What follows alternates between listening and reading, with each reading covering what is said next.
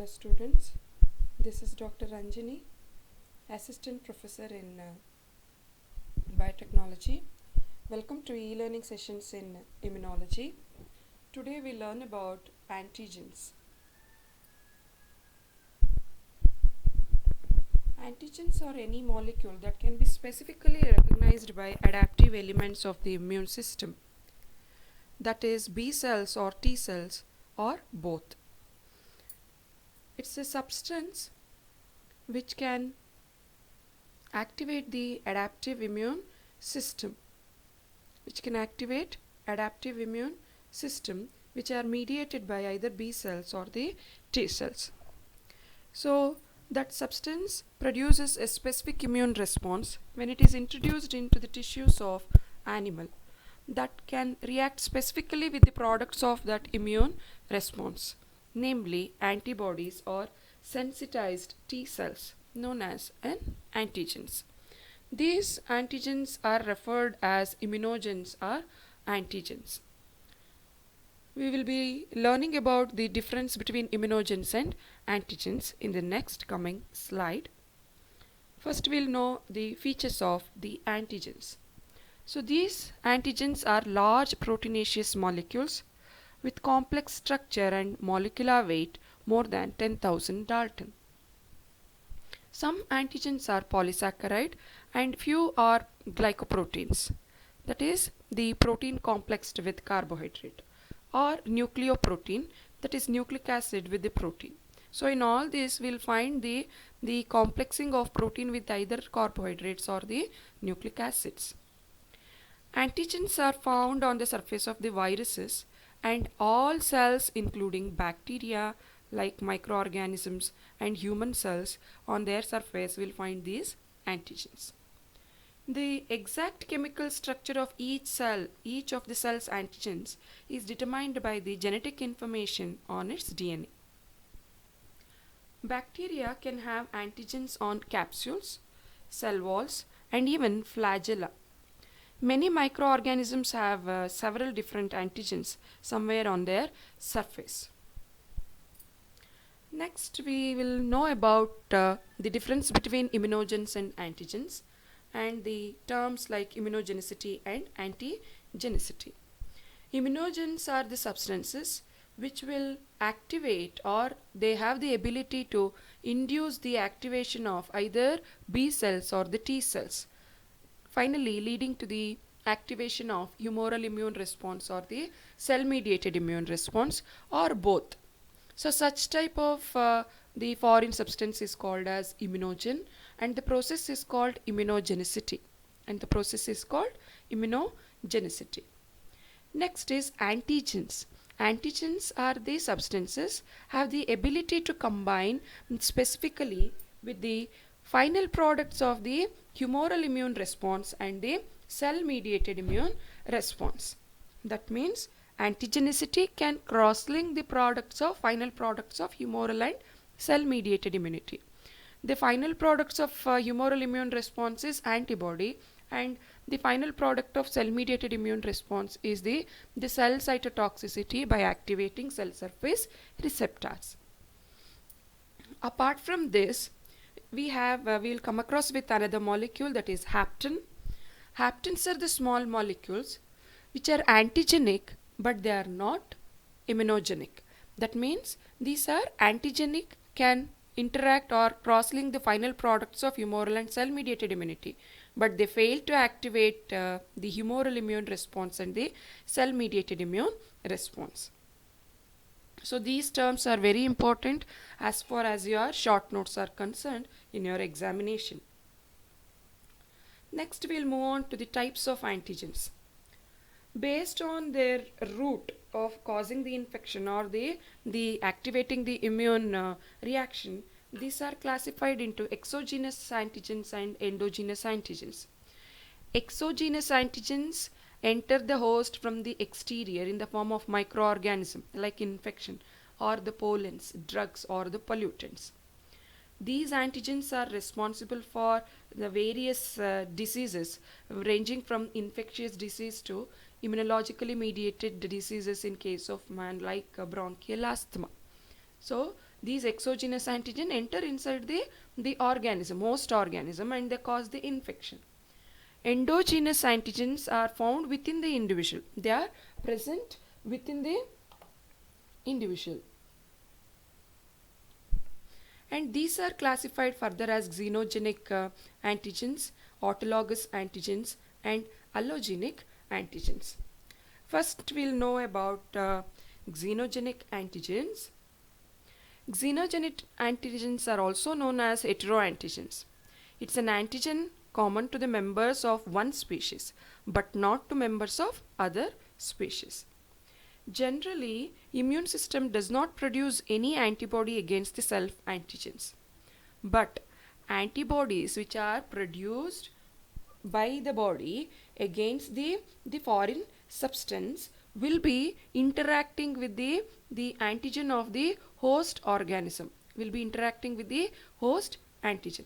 When the foreign substance enter inside the body, the body starts producing the Y-shaped glycoproteins in response to the infection, and these antibodies actually clear off this infection.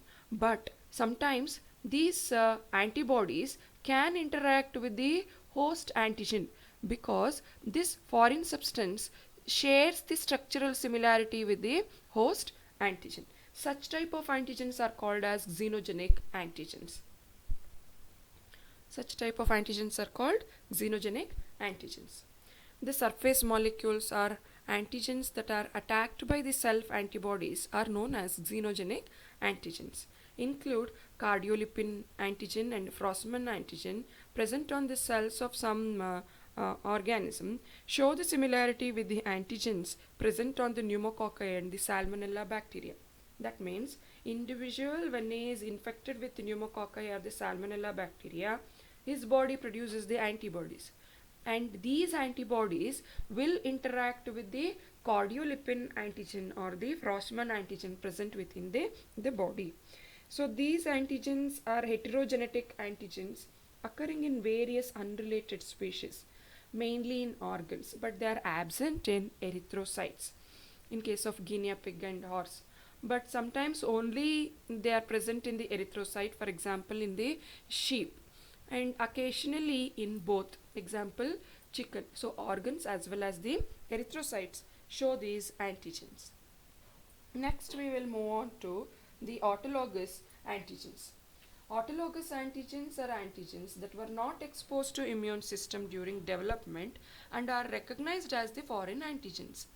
For example, so here the autologous antigens are the antigens will not be there during the development of the immune system inside the body, but these proteins will be produced when the individual reaches the adolescence, or the some proteins like cornea, proteins of the cornea, they are identified as the foreign antigen when it is injected back, or when it is transferred back into the same individual.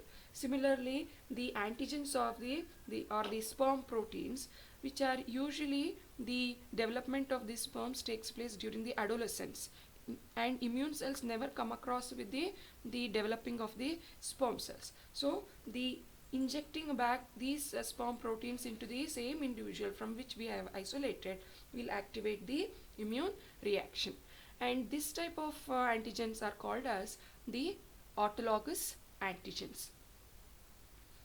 Next, we have allogenic antigens.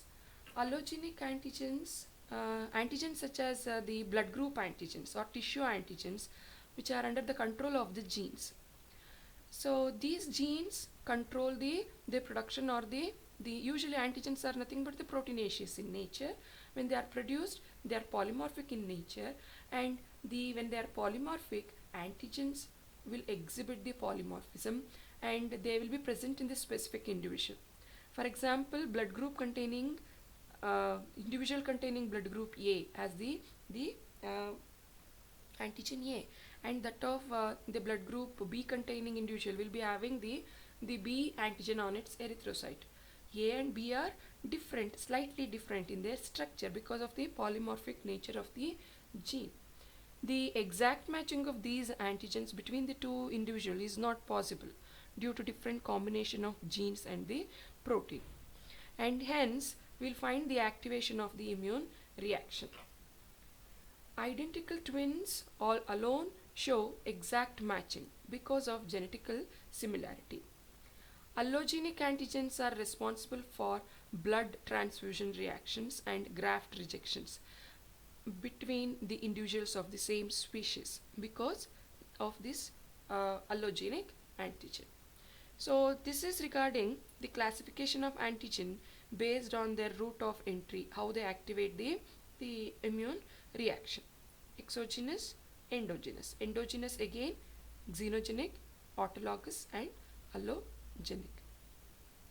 Next, depending on which type of the cell they activate and the percentage of lymphocyte they activate, these are further classified like T dependent antigen, T independent antigens, or the B cell antigens, like that. We see them in brief. T dependent antigens. The antigens can be classified like T dependent antigens are unable to stimulate the B cell proliferation on their own. They activate only the T cell, but the cell to cell contact between the T cell and the B cell is needed for B cell response to T dependent antigen. Thus, two signals are required for the B cell stimulation by T dependent antigen. So, T dependent antigen can activate T cells, but they fail to activate B lymphocyte unless there is cell to cell physical contact. They are called as T dependent antigen. Then another one is T independent antigen. The physical contact between B and the T cell is not required by the antigen to activate the immune system. So without this physical contact, they can activate both B cell and the T cell. They are called T independent antigens. Then we have superantigens. As their name suggests, they activate more than the conventional antigen activate the lymphocyte. Superantigens can activate more than 5% of the navy lymphocyte, but the conventional antigen can activate up to 0.01 lymphocytes will be activated by the conventional antigen. See the difference here. 0.01 cell is different from that of the 5% of the navy lymphocyte. Such type of antigens are called as super antigens. So these super antigens, they will not bind to the antigen binding site present on the antibody, but they bind to the sites other than the antigen binding site, and they activate more number of lymphocytes. Next we have the T cell superantigens. As the name suggests, these are superantigen. They bind to the site other than the antigen binding site, and these can activate more than 2 to 20% of the T lymphocyte. Can activate more than 2 to 20% of the lymphocytes. Next, another antigen is B cell superantigens. They bind to the immunoglobulin at the site close to the antigen binding site. They bind to the immunoglobulin at the site very close to the antigen binding site. This is the antigen binding site where the antigen binds to the Y-shaped glycoprotein, that is the immunoglobulin, and they activate the further proliferation, or it will activate the immune system. But these superantigen, B cell superantigen, bind to the antigen binding site, which is very close to the bind to the immunoglobulin at antigen binding site, and they will not interfere with the binding of the antigen at the antigen binding site, due to which they will activate more and more cells, and these usually include the GP120, that is glycoprotein 120 from certain HIV isolates, and L from the protein L protein from the Streptococcus magus. So this L protein or the GP120 protein, they bind to the very close proximity of the antigen binding site, and they activate the large number of lymphocytes against the infection. They are called as the B cell super antigens.